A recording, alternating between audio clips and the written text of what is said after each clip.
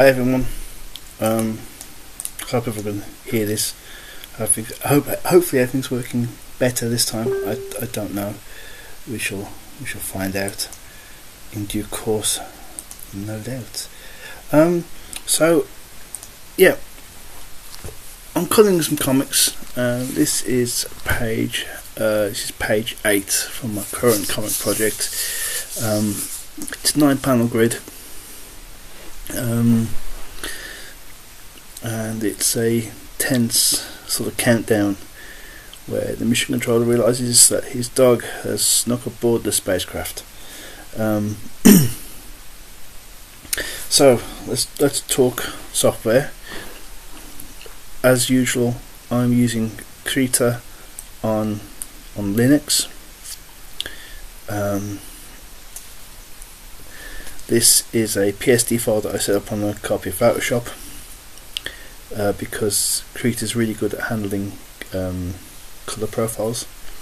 So I've set the page up a little bit. I've got a border around there to help me. I've got some line art here, and I've just put a very neutral tone in the background because I don't like mixing colours against a white background. The chat is on. So I'm just going to quickly check. Hey, Face in the chat. Hey, Face Storm. Yeah, nice to see you, sir. Oh, and embarrassingly, my brother's in. Hi, Mike. How you doing? Embarrassingly? No, I'm not going to say that. It's nice to see you, Mike. Welcome aboard. There is a bit of a lag, I see. So anyway, let's get started with some colouring. Okay, so I've got a way of colouring, and I don't know if it's everyone's taste, but I'm going to talk you through using some colouring. So I'm going to zoom in. We'll start with this guy. I tend to use the polygonal marquee tool and the fill bucket to define areas. Now here is one I've done earlier, so I'm just going to grab the colours that I want to work with. I don't want that colour. Oh no,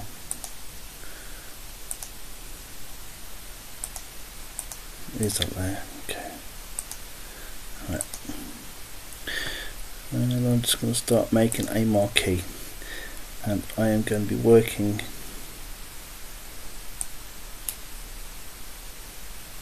I'm going to be working large to small. Hide my guides. Yeah, well, large to small. So the largest area gets filled in first.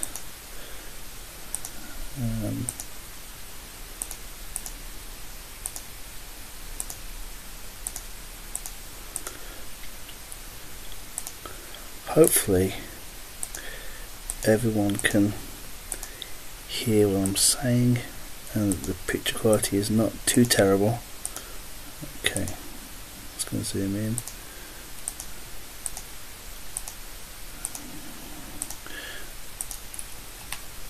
And I'm literally just straight line, straight line, straight line. In some areas you might need to do lots of small straight lines to create a curve.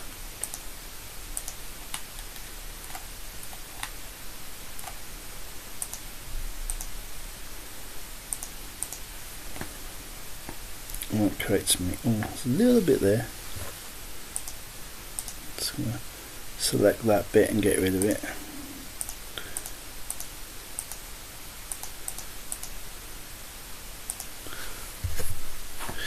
So in terms of tools, that mouse and what have you, I've got a really old Microsoft wireless mouse and a book about aquarium fishes that I'm leaning on.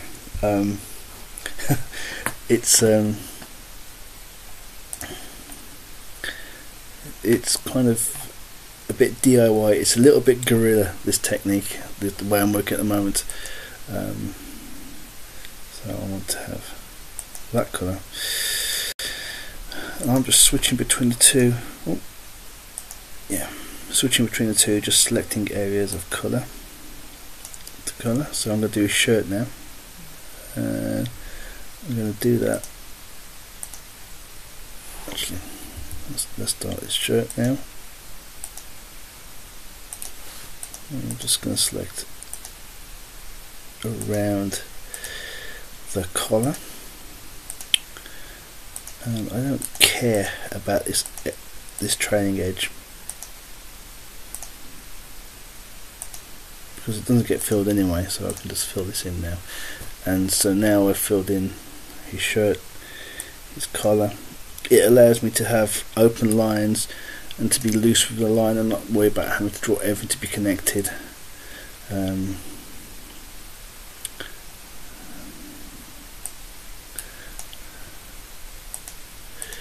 So I hope everyone's had a really good day today. I hope things have gone really well and everyone's had a super fun day. And it's Christmas. Well, it's the run up to Christmas, so Insanity is due to start.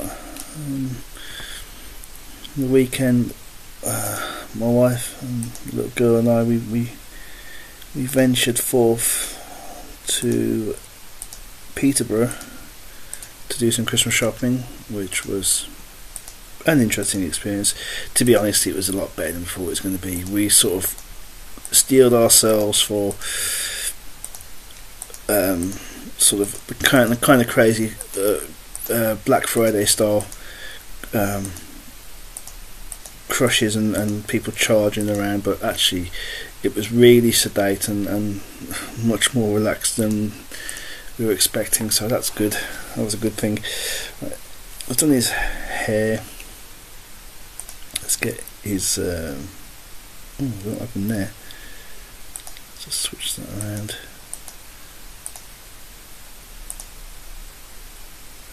Right, and I'm just going to zoom in a little bit on his hair. I'm just going to make a selection.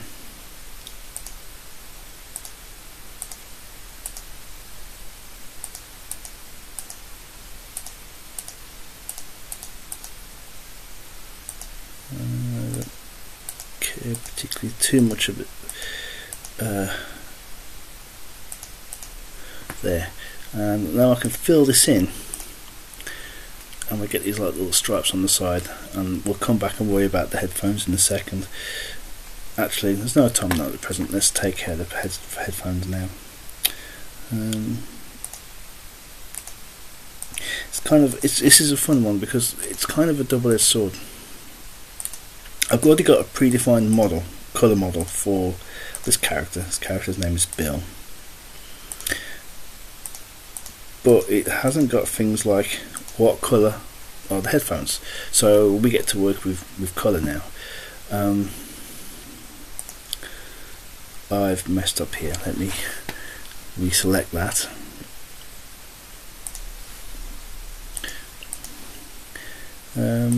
So this technique is based on, I believe it's Jason Brubaker put a tutorial up, and I've sort of adopted it and adapted it ever so slightly.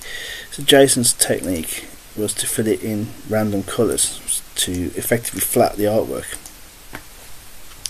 But I'm limited by time. I don't have the time to do that because this artwork needs to be finished realistically. This is page 8. There's 16 pages in the comic. This needs to be finished and lettered probably by the end of next week. At a push, maybe Christmas Eve or the 23rd, something like that. I want it done this side of Christmas. Let's put it that way. It's ambitious and it's a bit, it's a bit daunting, but it's not. I don't think it's unachievable. It's just going to be very difficult. Okay. So I'm sort of adopting Jason's style. Instead of coming up with random colours, I'm actually picking colours closer to what I would want to use. Don't like using black as a fill colour. I'd rather give some kind of tone in there, because you just lose the lines otherwise.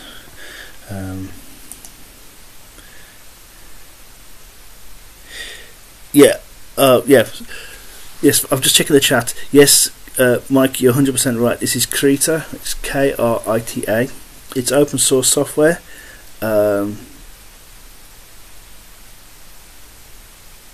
Let's see what else is saying. Yeah, it's Krita. It's open source. It's a bit like GIMP, and it's a bit like Photoshop, but the big advantage is that Krita works really well with color spaces. So these pages are all set up to be CYMK color spaces. You can't do that natively in GIMP. It's a real problem. I didn't want to have a situation where I'd having to sort of re-color pages to match CYMK at a later date, so I just figured it was much easier to sort of get it right the first time. And to my embarrassment, I suppose, I've only recently started doing that. I've only just really started sort of embracing the idea that, yeah, maybe we should use the right color spaces for for print work, which is slightly embarrassing, seeing as I've done things like poster designs and what have you, which must be testament to a series of very forgiving print shops up and down the country who have taken my artwork and said, God, look at this, it's done in RGB. Oh well, I suppose we'll have to try and get it working. So thanks very much, the print shops of Britain, for that one. Okay, I want to sort of hint at a shadow around here, so I'm going to yeah,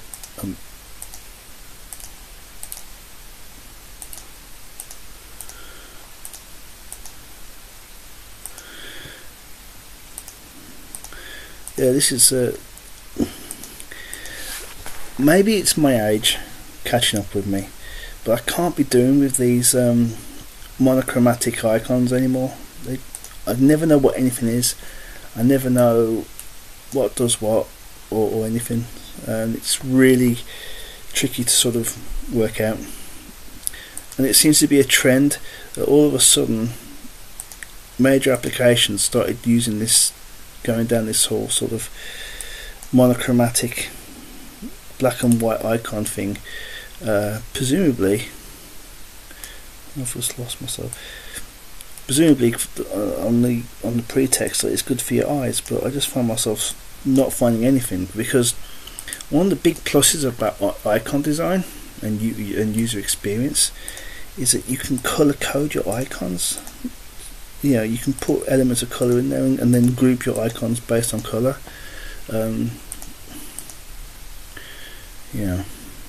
But you don't have that aspect, you don't have that option with this.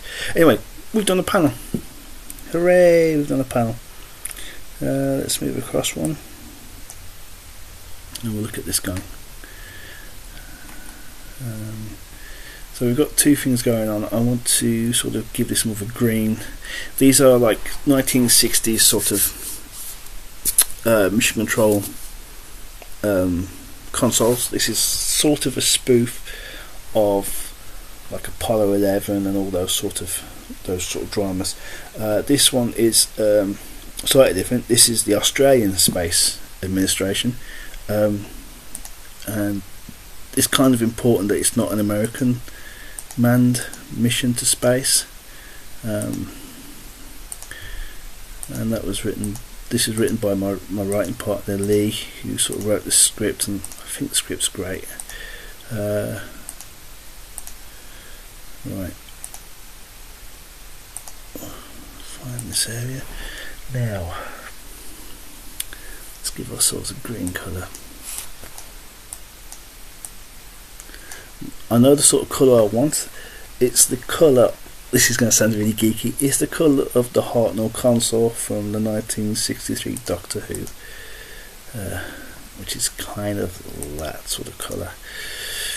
we'll put some grey in there just to break it up a bit as well. Right, so working large and small, let's get this area. Speaking of which, I don't know if anyone's actually been watching the new series of Doctor Who recently. If you have, let's go around the mic and see what everyone thought of it. Drop us a message, drop us a line.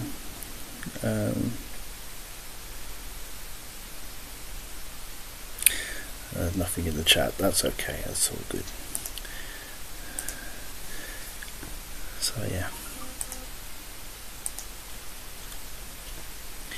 looks pretty good. Right, let's just give this guy some shirt. I'll give him a shirt and some skin. Could be nice. It's one of the things that's kind of interesting, drawing these characters, you know, and then look at pictures of like Mission Control and contrast like the moon landing Mission Control people from the recent manned space missions. You know, the Houston Control guys in the lunar landings, they're all sort of like, it's all pretty much shirt and tie sort of thing. Everyone's dressed like but essentially it does look like a lot of office workers. You look at them now and it's a lot more casual. It's one thing, it does give us one advantage. It really does help to sort of set the era, you know. This does look good. Excuse me, my phone's going crazy here. I'm just gonna put this to one side and see what we've got going on.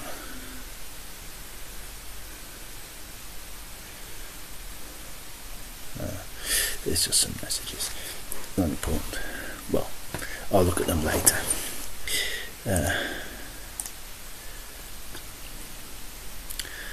We'll go a little bit darker for that one, because I want the impression that the light is coming from the monitor.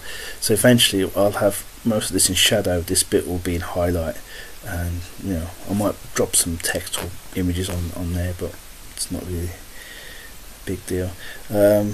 I didn't draw this part of the neck, so I'm going to have to sort of do a little bit of creative license and sort of work it out myself.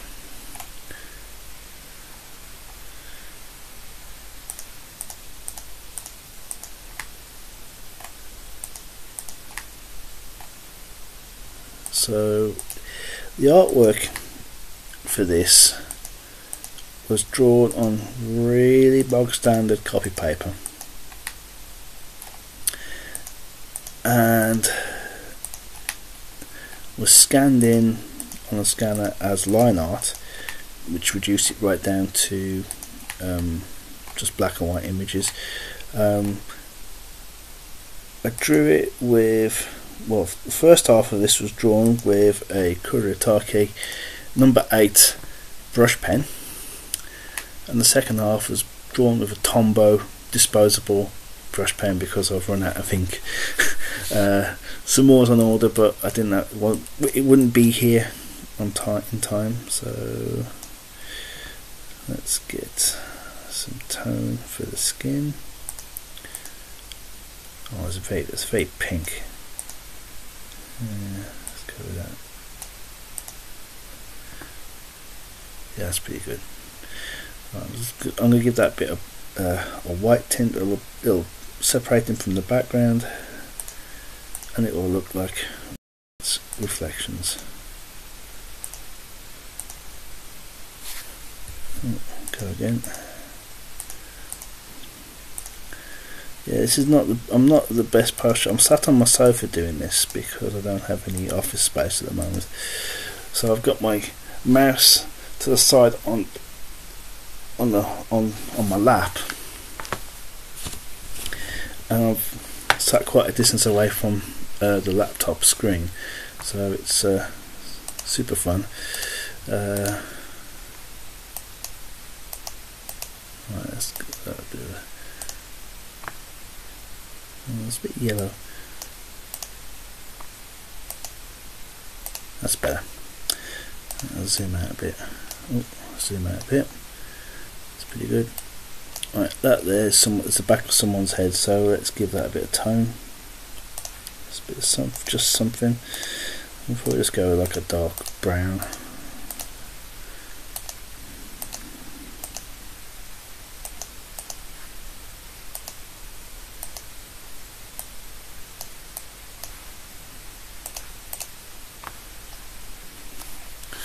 Right, let's do this keyboard. Keyboard. Oops, get the right one.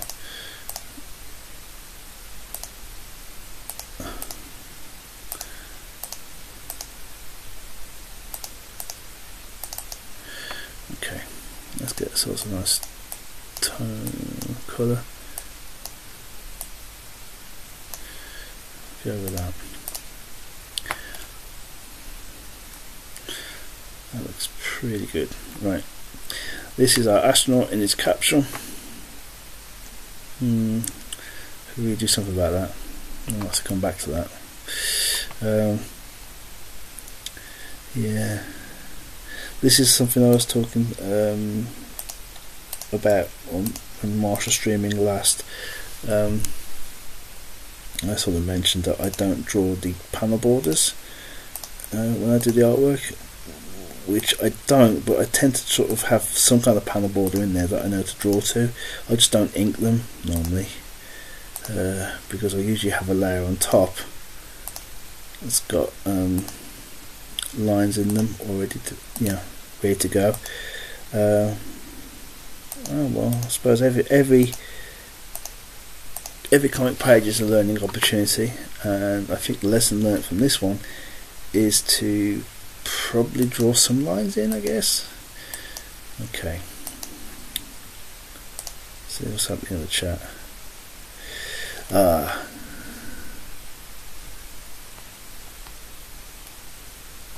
Yeah, so Fry's saying, I haven't seen any new Doctor Who. Used to love Doctor Who when I was a kid. From William Hartnell all the way to Sylvester McCoy and Paul McGann. Yeah, nice. I hand on heart, Sylvester McCoy fan right here. I met him at Gallifrey.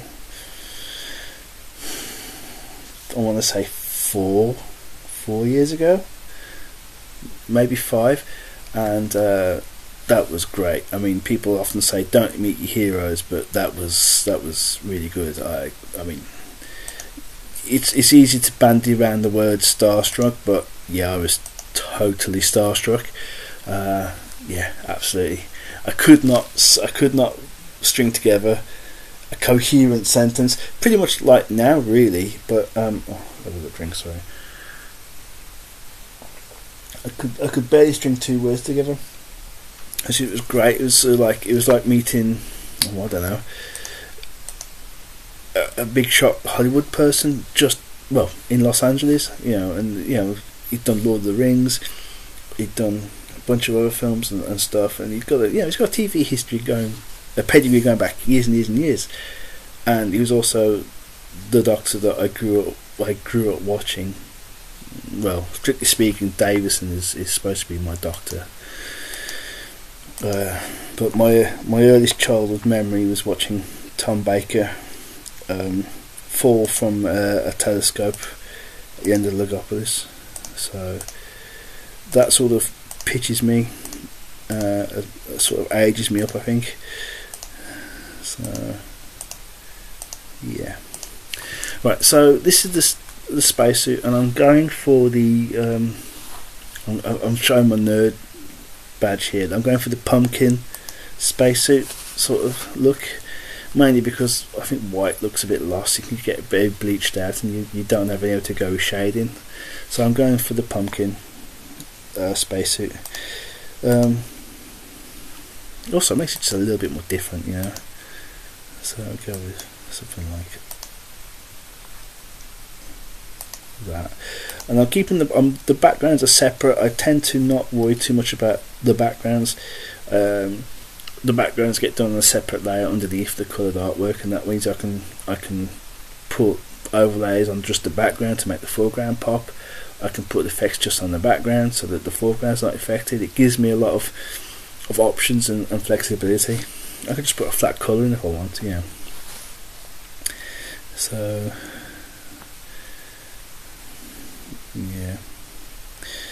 yeah, I've got a pretty extensive Doctor Who DVD collection upstairs, going from Hartnell up until I think season 3 of the 2005 series. And I've watched them quite a lot. So yeah.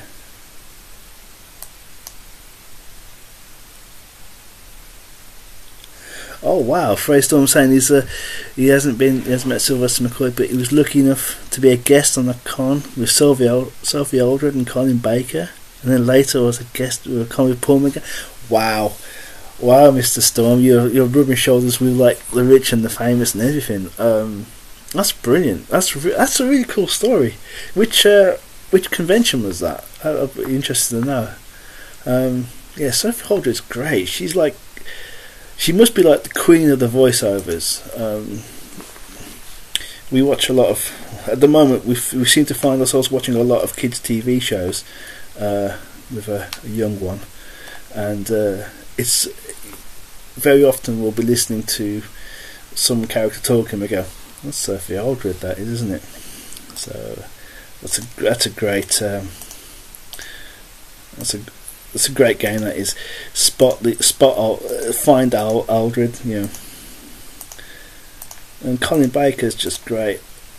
I had an opportunity to sort of go to a signing, and it was in Cambridge, and it was part of a thing, a signing thing run by the Hyde fundraisers, if you remember those guys. They were cosplayers who sort of dress up and turn up, and you sort of pay and have your photo took, and he was doing a signing there, and I sort of bottled it. Actually, I was a bit too starstruck, but I've seen him on TV recently doing it's going to sound really naff, this is celebrity caravanning, and he was great in that. He was really funny, and yeah, he was super fun. So the mere concept of celebrity caravanning, it sounds like something from Alan Partridge, you know. Youth Hosteling with Chris Eubank. Yeah. Just giving this guy his sort of, you know, they got those balaclava helmets. I'm going with a white balaclava helmet because why not? For now, it might change if I find some good reference of what they were wearing. Kind of, I'm suspecting they might have used a dark tone, it's a dark colour like a brown or a black, and I really want to do that if I can help it. It's okay, let's give ourselves a bit of magenta. Let's line it up and do ourselves a bit of yellow. It's a bit more like it. Yeah, in this panel, I kind of wanted to. What I'm trying to do is try and keep a colour scheme going vertically down each panel. So these are all sort of mission controls. These are all sort of the consoles, and these are sort of the spaceship interiors. And it's just, I can't decide if Lee wrote it intentionally. I suspect he probably did. But when I was thumbnailing the page out, I thought, oh, that's really clever. So we're going with that. So what I'll probably do is I'll end up putting some overlays on each row to sort of sell the idea. So I'm tempted to sort of keep this right hand panel with like a red tint over it, this to have like a slightly green tint to match the monitors. This is going to be sort of probably grey, I reckon, but we shall see. Anyway, that's another panel sort of nearly done. Let's just get the eyes and the teeth in. Yeah, this was a bit of this particular project was a bit of an ordeal. Wasn't like, when I say that, it makes it sound like, it's a 1,000-mile death march, but no, it was just a lot of things happening at once. Short turnaround. It's a short project, but it's an ambitious story that Lee's written, and it's great. Because when we were originally pitching it, I had an idea of what I would like to see in the story, and he delivered the story. It was pretty much, it's like he read my mind. So I was like, okay, I am totally on board with this. And so we started working on it, and first I ran out of ink cartridges, because it's a cartridge pen, and you have to get them from, Australia. Not Australia, this is Australia. You have to get them from China, Japan. Japan, which is a bit of a nightmare. And then I sort of had some technical issues with my computer, which got them sorted out, and now it's the 11th of December, 10th of December, and I want to get this done very quickly and coloured this side of Christmas, if I can help it, because I don't really want to be doing any of this over Christmas, if I can help it. Yeah.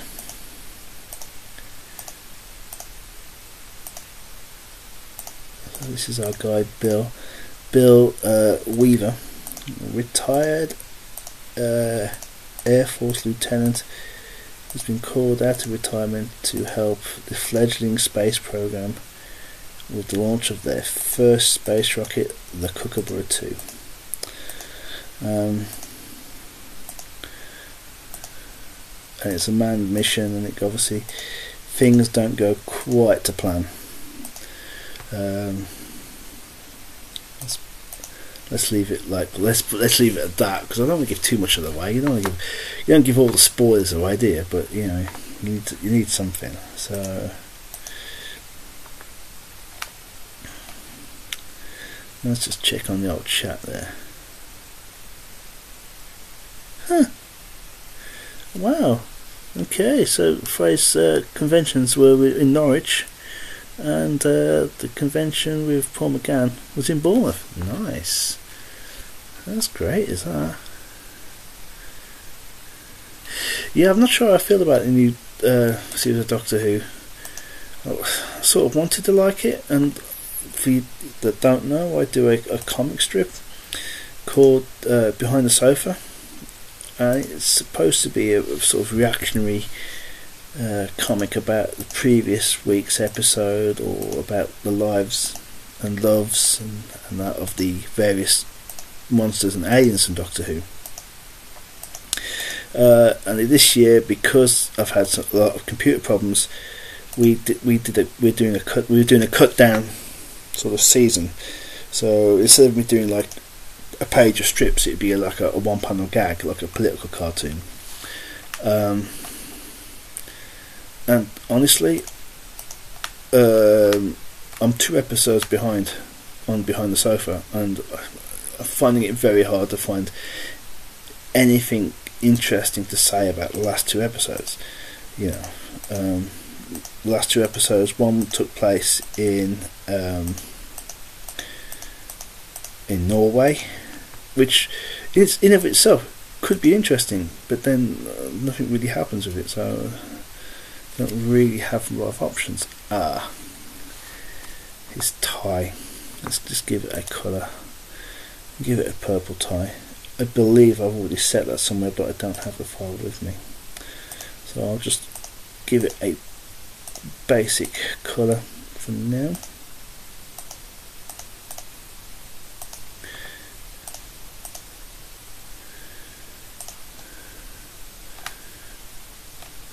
Look at his teeth. And I'm hoping to do tonight, we've been going now for nearly 40 minutes or so. I'll do another check in the chat in a little bit, and then I guess we'll wrap it up. But yeah, You have to excuse me a second, you guys. I'm just getting a phone call.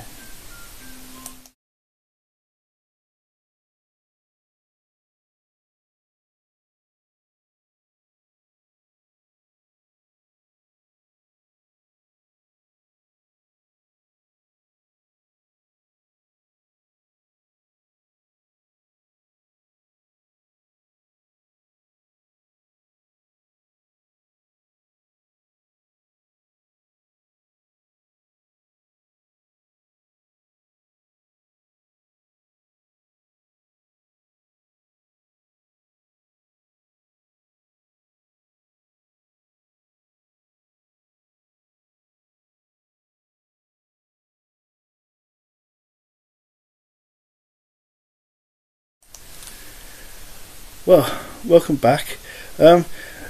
So, welcome back and see you later.